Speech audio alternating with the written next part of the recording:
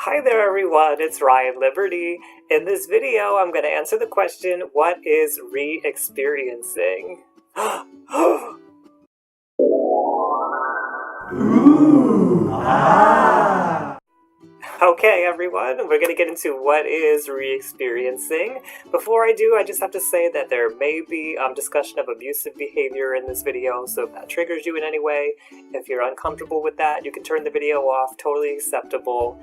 Come back to it when you're feeling more ready, or if you feel like you can never really handle that kind of discussion, that's also okay. There's no need to watch the video. Also, if we're talking about anything that involves emotional abuse, I always like to just give the reminder that that is something that we all do in little bits and pieces throughout our lives, but it's when it becomes a consistent pattern over time that it is emotional abuse. So I like to just throw that in there. And if you yourself are in any situation that is abusive, I deeply urge you to seek some kind of support. There is support in all areas of our lives, from friends to family, to counselors, support groups, domestic violence shelters, things like that. So helplines, there is help out there for you. You just have to go seek it, and I promise you, you will be able to find it. It may not be easy to get right away, but if you're in an abusive situation, I want to urge you to get out of that situation, or get at least help while you're in that situation as best as you can. So that out of the way, what is re-experiencing?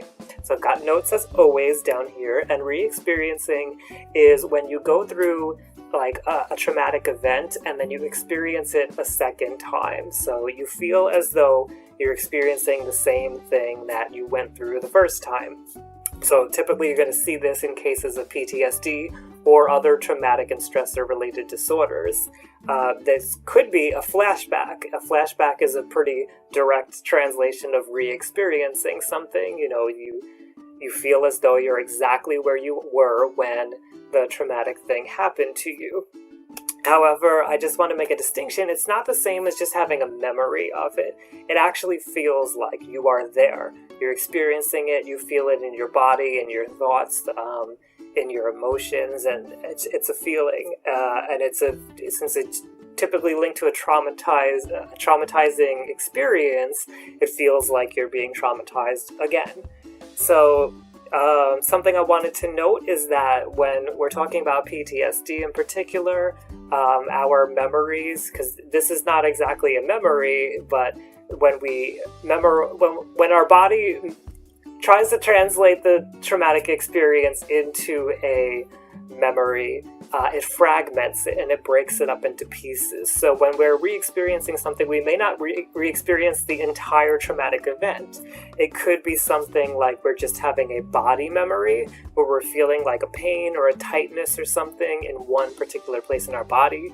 It could be that we're just re-experiencing the emotion of what happened, that fear or that anger. Or it may be something like re-experiencing intrusive, obsessive, or what may look like paranoid thoughts related to the traumatic event. So I just want to give some examples of what re-experiencing is to help round it out for you, and that'll be that. So here's a couple of examples of what re-experiencing may look like. A woman puts her hand on her male friend's shoulder as they walk through the town. The male had been raped in the past, and being touched makes him feel a rush of insecurity, like he's being harmed. He roughly pushes her hands off of his shoulder. So that would be one example of re-experiencing. Another one, a child who had been attacked by a dog sees a dog sticking its head out from the window of a car as he's riding in the car, and then that child starts screaming and throwing their toys to defend themselves from what feels like being attacked by a dog again. That's another example of re-experiencing. Another one would be a woman who went through an emotionally abusive relationship. She's found love with a new woman in her life, yay. But her partner tells her, "I love you." And this reminds her of the abusive partner that she was with. So she starts having these thoughts rushing through her head of, does she really love me? How do I know I can trust her? Is she screwing with my head? Am I being crazy? How can I even tell what's going on here?